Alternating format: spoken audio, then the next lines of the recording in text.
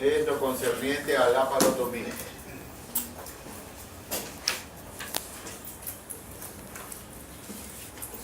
Muchas veces el cirujano se ve en la disyuntiva de realizar uno u otro procedimiento.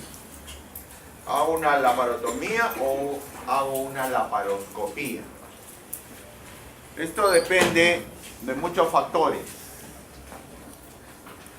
Como por ejemplo, lo primero es el conocimiento de ambos procedimientos. Si uno no conoce de la laparotomía, no debe meterse a hacer una laparotomía. Y viceversa. Entonces, laparotomía, ¿qué cosa es? La laparotomía es un procedimiento quirúrgico que consiste en aperturar la cavidad peritoneal con fines diagnósticos y terapéuticos. Con fines diagnósticos y terapéuticos. La laparoscopía también es un procedimiento quirúrgico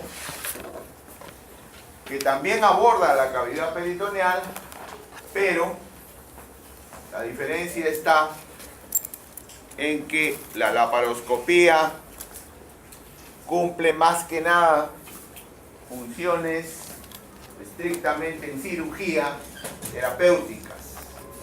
Hay laparoscopías diagnósticas, sí, pero generalmente la hace otra especialidad. En cirugía, si entramos a hacer laparoscopía, tenemos que tratar al paciente. ¿Ok? Tratamiento, básicamente. La forma de abordaje es diferente, como van a ver. En la laparotomía, el abordaje es mediante incisiones en la piel. En cambio, la laparoscopía es mediante punciones a través de trocares. Son pequeñas incisiones chiquititas de 5 milímetros máximo, con la cual se introducen unos trocares a través del cual se realiza la visuabilidad y el abordaje de la cavidad. Entonces, la laparotomía es el procedimiento más usado en cirugía. O sea, en cirugía convencional, en cirugía abierta. Existen varios tipos. Aquellas laparotomías que son electivas o planeadas, también le llaman así, en la cual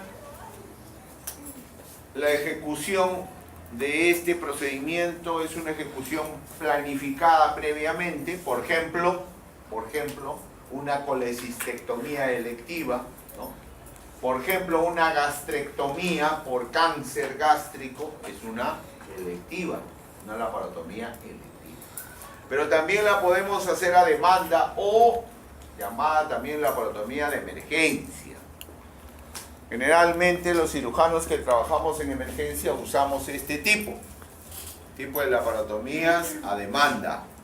Tenemos un paciente chocado, un choque hipovolémico, entonces tenemos que entrar rápidamente, ¿okay?, a cohibir el sangrado y poder salvarle la vida a este paciente. El término laparostomía es importante también contextualizarlo, ya que también es el abordaje de la cavidad peritoneal, pero en este caso la laparostomía no tiene la última etapa de la laparotomía. Como van a ver, la laparotomía tiene etapas, varios tiempos importantes. En la laparostomía se evita la síntesis, o sea, el cierre de la cavidad, quedando de esta manera abierta la cavidad peritoneal, con exposición de las vísceras, pero no exposición directa al medio ambiente, sino cubierta mediante un dispositivo. Muchas veces le llamamos bolsa de Bogotá. ¿Okay?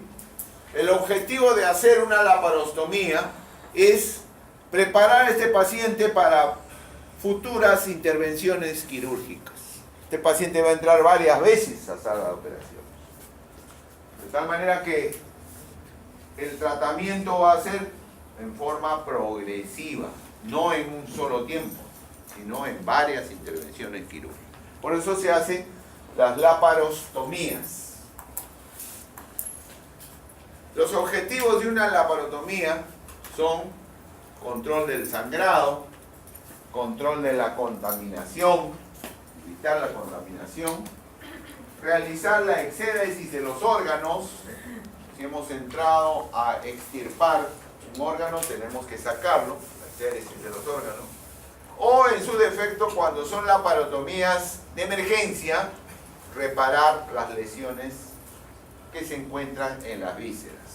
¿Ok? Y finalmente también hacer una higiene de la cavidad peritoneal mediante un lavado de la cavidad. Esos son los objetivos, evitando de esta manera la contaminación. La laparotomía también tiene etapas, como les decía, o tiempos.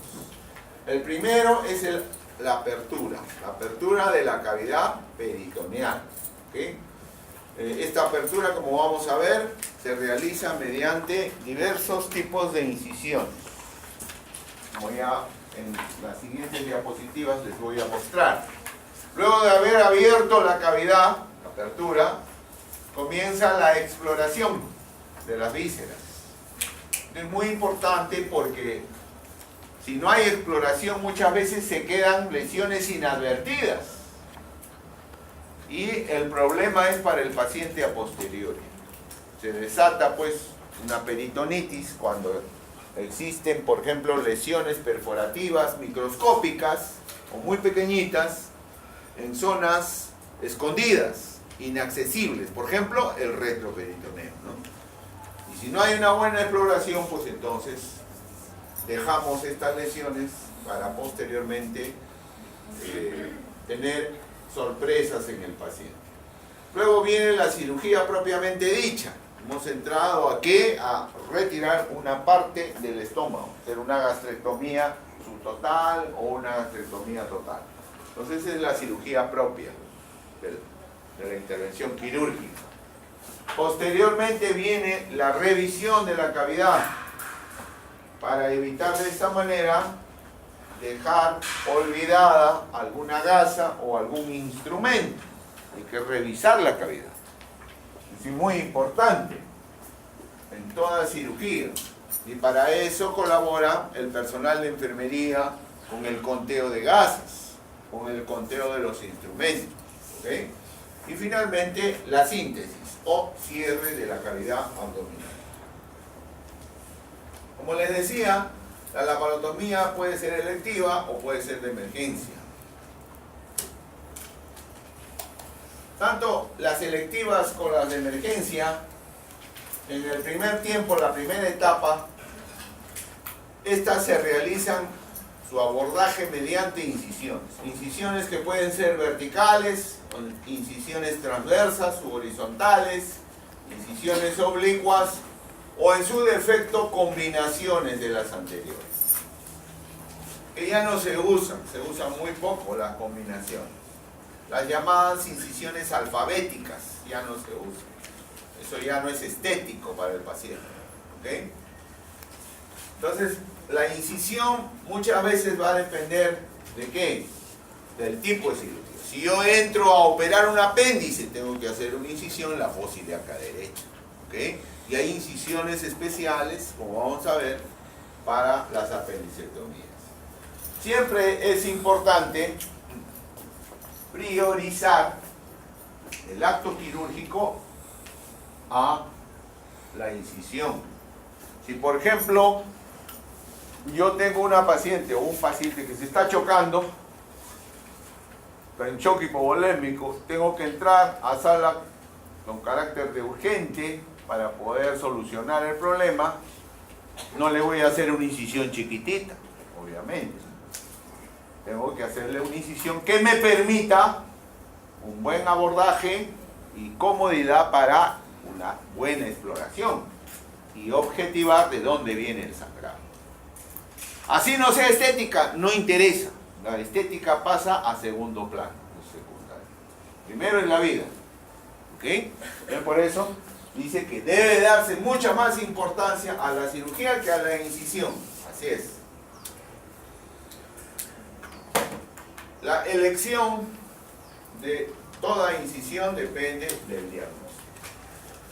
Depende también para hacer una incisión depende de la inervación que presenta la pared abdominal, incluyendo la pared torácica también.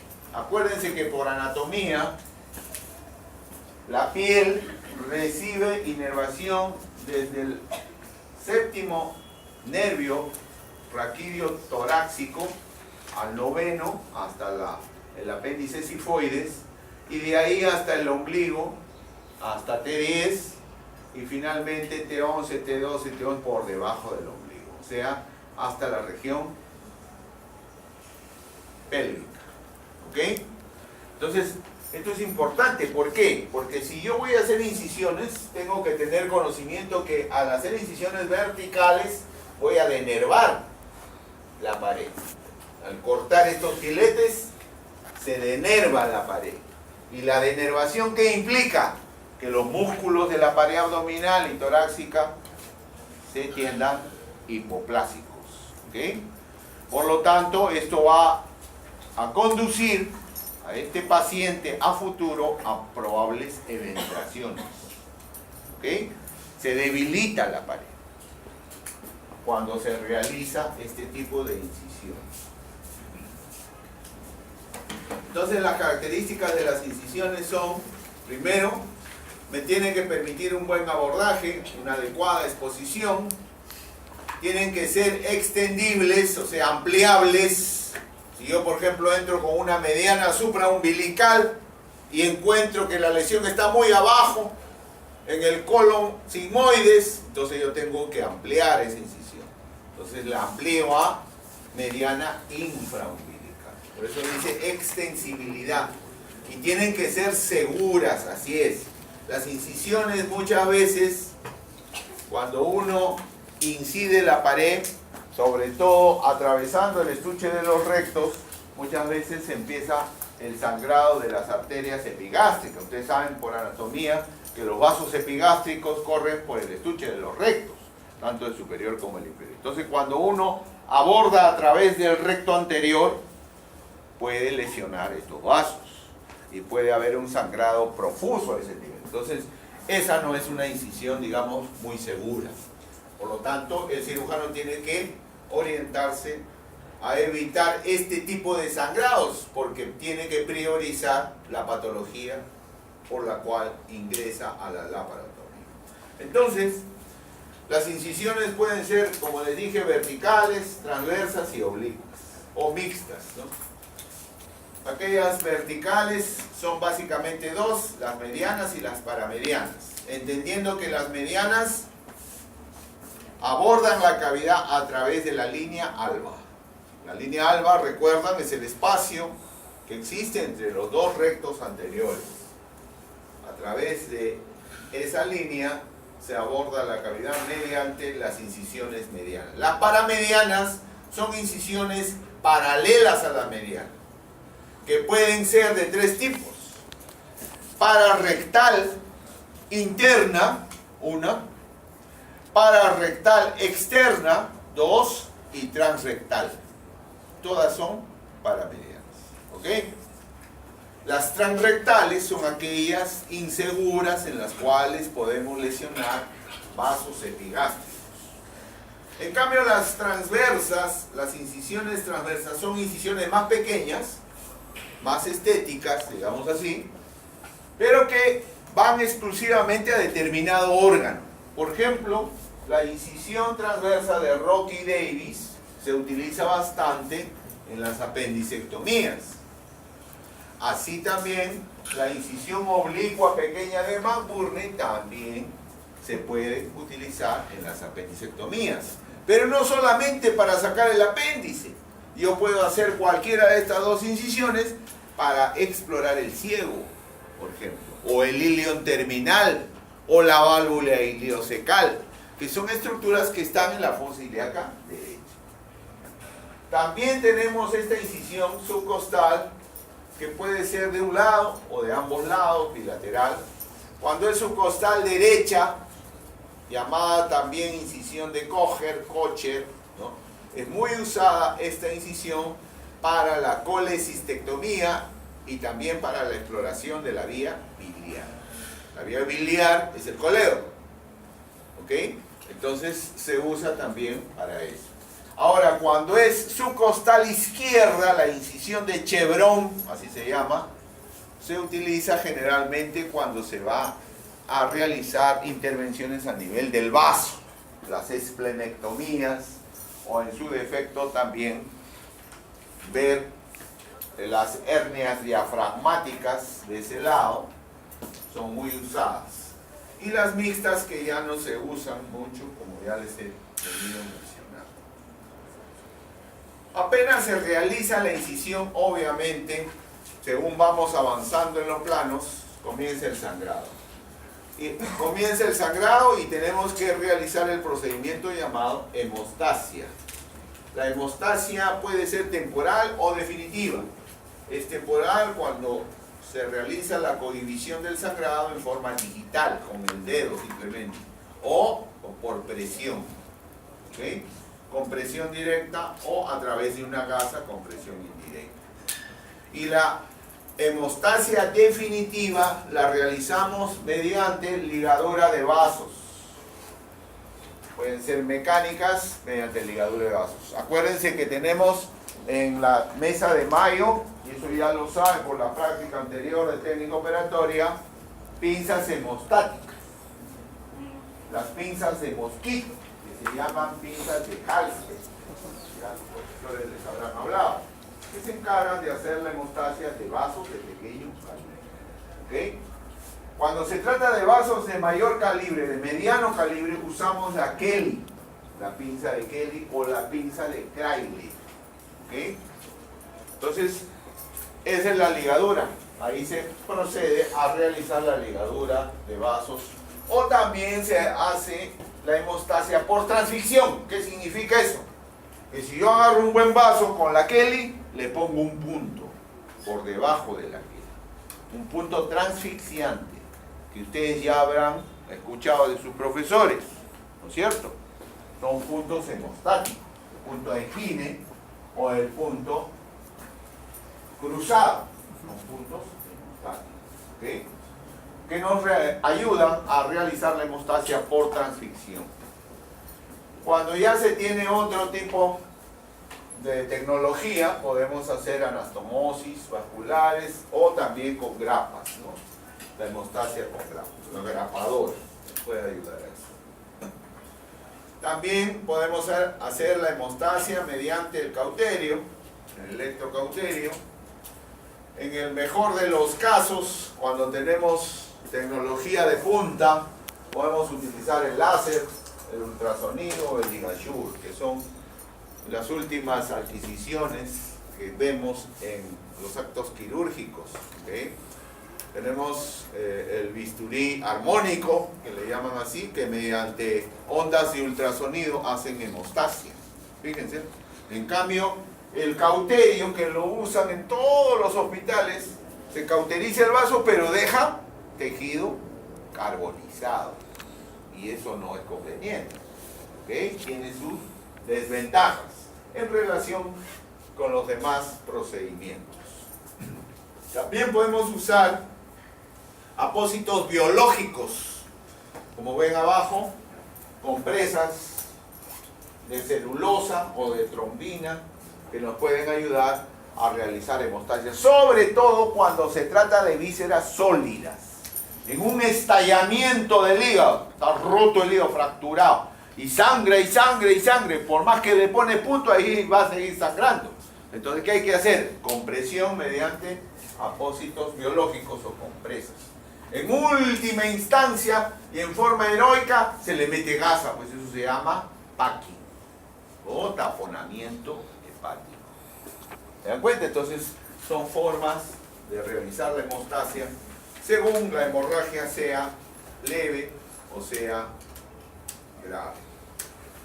Ahí tienen las incisiones que mencioné, las incisiones longitudinales, tienen sus ventajas, son de abordaje rápido en la cavidad, no son estéticas, sangran poco al abordar la línea alba, no sangran mucho, ¿okay? Ahí tienen la incisión mediana. Como ven, el bisturí está cortando ahí a través de la línea alba. Luego de haber hecho esto, se procede a la tracción mediante 2 pinzas del peritoneo y el abordaje de la cavidad peritoneal, haciendo lo que se llama la carpa, ¿no? Esas son las incisiones medianas. No se toca, por si acaso, el estuche de los rectos. En el caso de las incisiones medianas, no se abordan los rectos anteriores. Acuérdense, por la línea alba. Pero puede ser, ¿no? Por ahí existe, y yo lo he visto, pues, que hay residentes que no saben entrar por la línea alba y se meten al estuche de los rectos. Al meterse al estuche de los rectos, se encuentran con el músculo y empiezan a separar, a separar, a separar. Se encuentran con la epigástrica y a sangrar. Ya dije, a llorar al río. Sangra y sangra y sangra y sangra. Entonces, hay que hacer la hemostasia mediante los procedimientos que ya he mencionado. Pero eso, ¿qué hace? Demora el acto quirúrgico. ¿Ok? Cuando es una emergencia, no vamos a estar en ese plan. ¿Ok? Tenemos que abordar la cavidad rápidamente para cohibir el sangrado que está llevando al shock al paciente. Entonces, para que vean, una falla en la técnica del abordaje puede aumentar el acto operatorio. ¿Okay? Ese es el peritoneo. Fíjense cómo el cirujano levanta la serosa peritoneal para poder incidir mediante la famosa tijera de Metzenbaum. No se corta con Metzenbaum, no se corta con Mayo, por si acaso. Metzenbaum curva. Y luego viene ya el cierre de este tipo de incisión, llamada también incisión mediana. Ahí tienen la anatomía, ¿no? Fíjense el estuche de los rectos, saca el recto anterior, han cortado la hoja anterior del estuche de los rectos. Y acá ustedes pueden visualizar la línea alba, ¿no? Tranquilamente, ya han sacado el otro recto anterior, pero acá.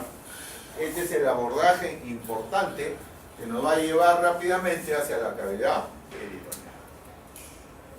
Nuevamente, la hoja posterior del estuche de los rectos. Acuérdense que, acá hay un dato importante, miren, en la hoja posterior del estuche de los rectos hay una estructura semicircular. Eso lo saben por anatomía. Ese es el arco de Douglas. ¿Se acuerdan, no? Ya. Debajo del arco de Douglas no hay fascia. No hay fascia. ¿Qué hay entonces? Hay un engrosamiento de la grasa preperitoneal. Se llama fascia transversal. De la fascia transversal. ¿Ok? Dato importante cuando se va a abordar la cavidad. Ahí tienen ustedes la línea alba en cortes transversales.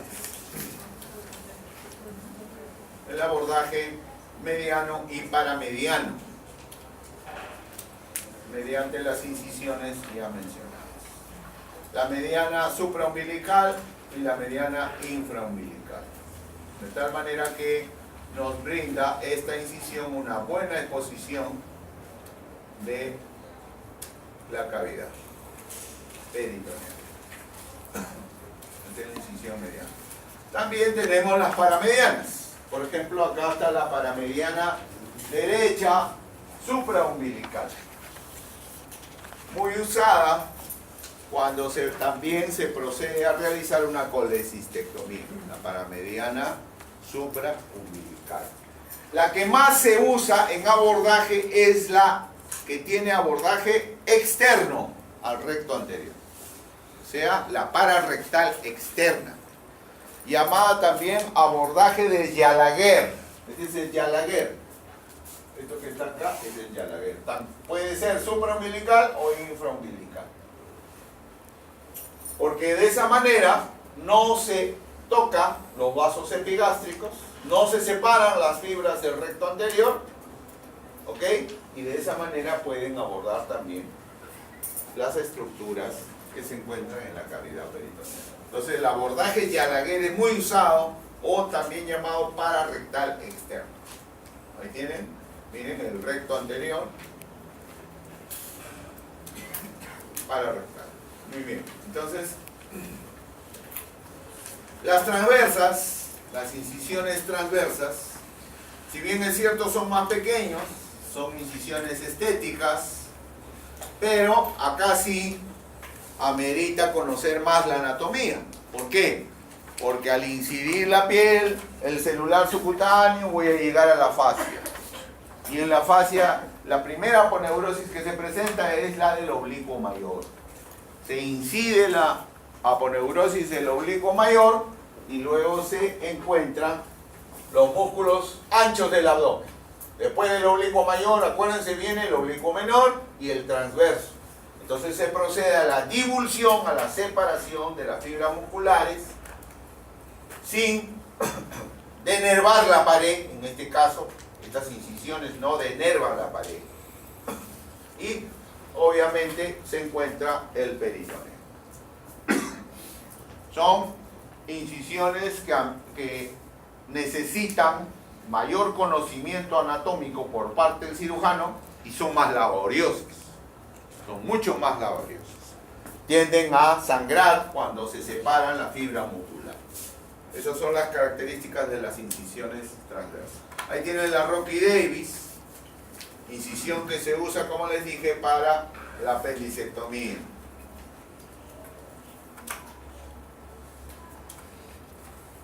Estas incisiones transversas son usadas también para la exploración de la cavidad peritoneal, sobre todo en el espacio inframesocólico.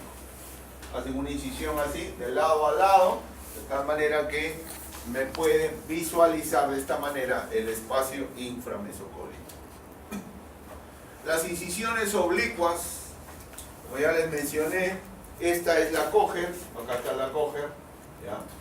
Luego tengo la Maburney, la incisión de Maburney, la incisión de Chevron, acá, que ya les dije que es para esplenectomías, en algunos casos para suprarrenales,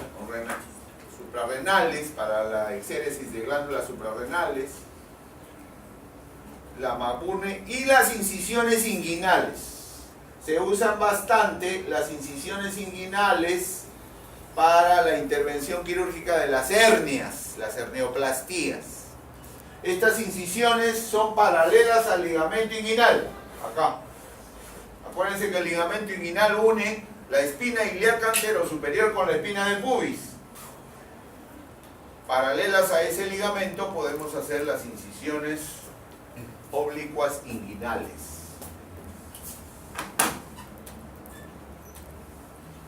Esta es la Kocher, muy usada para la vesícula y vía biliar. Por supuesto que estas incisiones, como vuelvo a repetir, abordan la cavidad luego de hacer la divulsión de los músculos, la separación de las fibras musculares. Tanto la Maburney como la Kocher como la Rocky Davis. Otra incisión usada también, no por cirugía, sino por otras especialidades quirúrgicas, es la incisión de Pfannenstiel. Esta incisión de Pfannenstiel es una incisión transversal suprapúbica, acá, a unos 5 centímetros por encima de la sínfisis pubiana se realiza esta incisión transversa, que debe medir entre 10 y 12 centímetros. La usan mucho los ginecólogos y también los urólogos. Los ginecólogos cuando realizan las histerectomías abdominales o las cesáreas.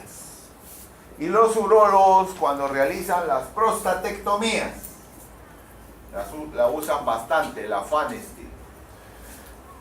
Al realizar la incisión en la piel, luego del abordaje del celular subcutáneo, nos encontramos con los músculos rectos. ¿Ven? Acá están los rectos. Luego de abordar el recto, abordamos entre los dos músculos. Los separamos los dos músculos rectos anteriores. Acá los separadores están separando los dos rectos anteriores. Luego de haber separado, encontramos la hoja posterior del estuche de los rectos y de ahí abordamos la cavidad peritoneal. Esas son las etapas que siguen esta incisión. muy usada por otras especialidades quirúrgicas. Esa es la incisión de Pfannenstiel. Entonces, las incisiones abdominales, tanto verticales como transversas y oblicuas, tienen pues sus ventajas. Acá están.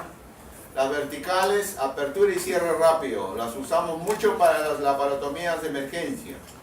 Sangran poco, porque el abordaje es a través de la línea alba, zona avascular.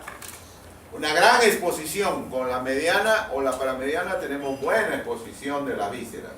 Y pueden ser ampliables. Si yo me equivoco y la lesión está muy abajo o muy arriba, puedo ampliar esta incisión.